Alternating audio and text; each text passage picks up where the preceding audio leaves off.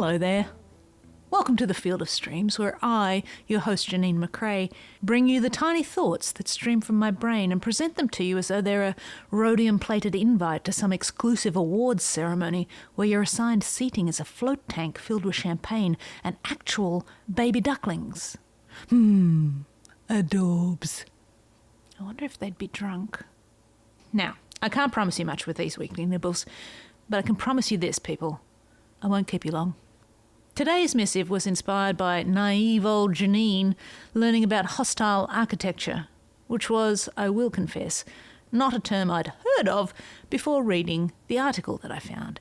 It never occurred to me that the weird benches folks couldn't lie on or the spikes on ledges in the downtown had a name. I swear, sometimes I'm just textbook Pollyanna. That's probably a dated reference there. For you kids, Pollyanna was a book written in 1913, one that I read as a little girl. And the name has simply come to mean that I'm an innocent and optimistic widow whamming wife, absolutely primed for the inevitable slaughter. The hostile architecture I'm talking about in this piece is all the defences you put up as a creative person to shield yourself from feedback and criticism, and why sometimes you should really open yourself up to that feedback and criticism. Basic premise: it's possible to fight feedback's foot soldiers by lowering your drawbridge and inviting those suckers in. And without any further waffling, here is the post: Caution, resistance is hostile. I like your spikes. I particularly like how you installed them on top of your walls that cannot be scaled. What's that? Oh, you're still waiting on the cauldrons of burning oil to round out the look. Neat! Though personally I'd be worried about the stench. Your benches are cool too, like super futuristic with a modernist slant. Sorry, what's that? Not a modernist slant. Oh, I beg your pardon. The slant is to stop people laying down and getting too comfortable around you? Gotcha. Must be that new fortress aesthetic I've heard so much about. Hot take. We are victims of our hostile architectures. The defences we construct to protect our fragile egos from feedback's foot soldiers don't do us any favours. They block the true expansion of our potential. It's no good having a creative heart if it's locked forever at the top of a castle, behind walls with impenetrable gates and a bollard forest at the door. It might be a happy heart, but it ain't ever going to discover its capacity for true growth. Your creative estate, the square footage of your ideas and executions, is sacred ground. I get it. But if you want to push the boundaries of this estate outwards over the course of a creative lifetime, you've got to let the appraisers in occasionally. Yes, they'll be total hooligans. They're going to skate all over your pretty promenade, grinding their boards on your benches while ignoring all your no skating signs, and your CCTV won't be able to do one thing about it. But I had a moat, you'll cry. Yes, I know. You showed me the piranhas and I asked if they were more effective than crocodiles, remember? Listen, and I'll say this to anyone who's about to sit down and do a creative review of their concepts, design, copy, or whatever. Listen, feedback is not always criticism. It doesn't always need to be defended against. What it does need to be is absorbed and processed. Listen. Feedback is a direct assault on ego. It can be uncomfortable and rage-inducing and hurt like a mofo as you sit in that review, blood rushing to your face with the tsunami of disappointment drowning your confidence. Someone doesn't like this thing I made? How is this even bloody possible? Listen. I mean literally listen to the feedback you are receiving from whomever is your creative guide in the room. Separate yourself from your pride for just a moment. What are they actually saying? This feedback giver, do you trust them? Should you trust them? Do they have more experience? Are they the keeper of the vision? Do they know more than you? What's their gut like? Do you disagree with their opinion? Sidebar, even if you know you won't win, you should fight for your work.